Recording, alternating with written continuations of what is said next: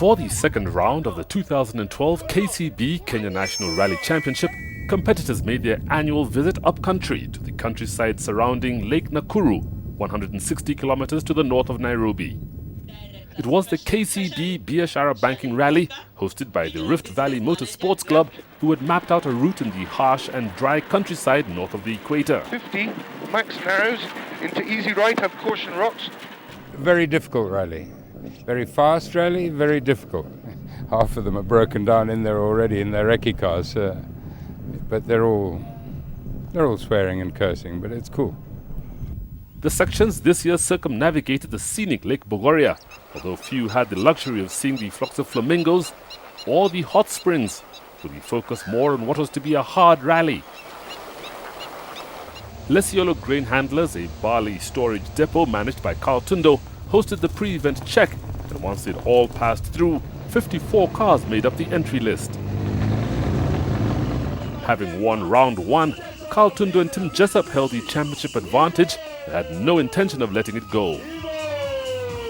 Yeah, it's quite long and rough, so we're going to have to be sensible about the whole thing.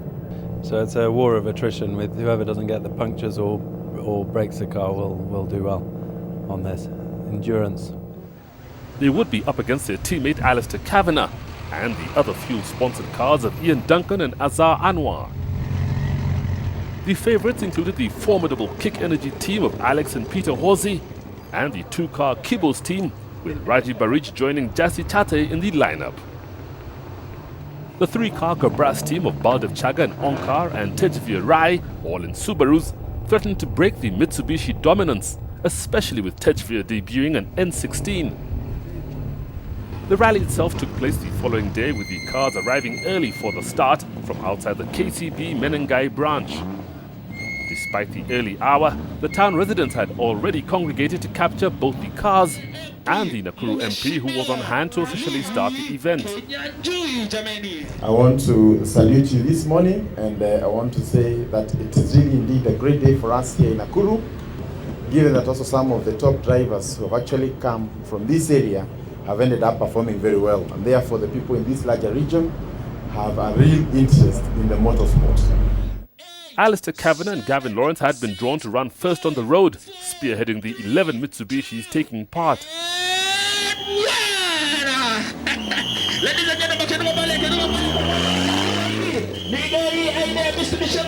Time had been generous on the 40 kilometers of transport to the first control, allowing the crews to make final checks before setting off.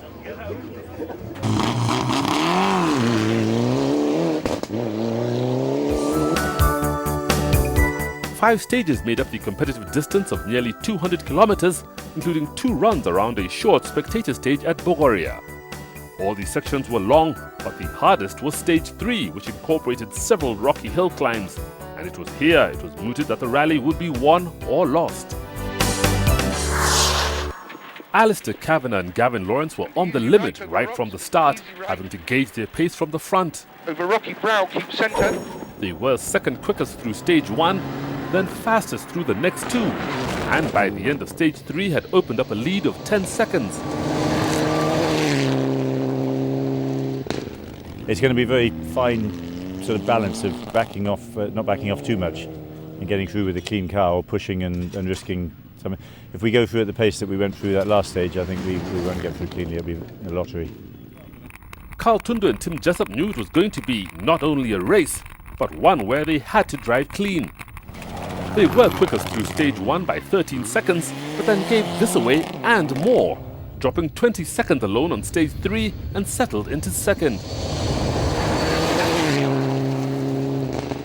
It's quite difficult in a 50k section though on how to pace yourself, but we seem to, we could have gone a little bit quicker through there, but not a lot. I think today's all about staying clean, no punctures. Ian Duncan and Anwar matched the front-end pace, and despite driving on a puncture, had only dropped 17 seconds by the end of stage 2. Then on stage 3 they hauled the radiator, and their rally was over.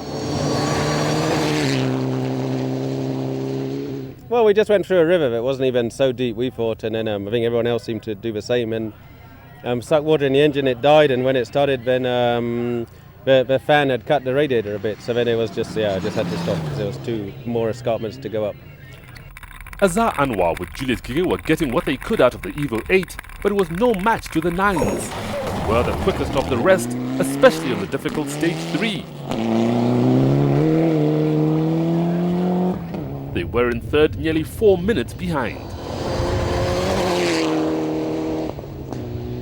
In fourth were Hardeep Rissi and Ravi Soni, who were driving at a steady and consistent pace, which is never slow.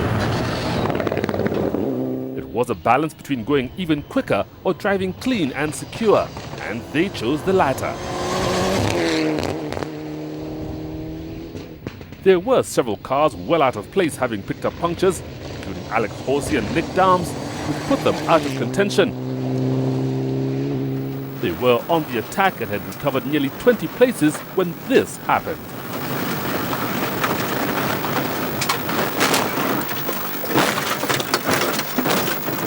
That was not a one right.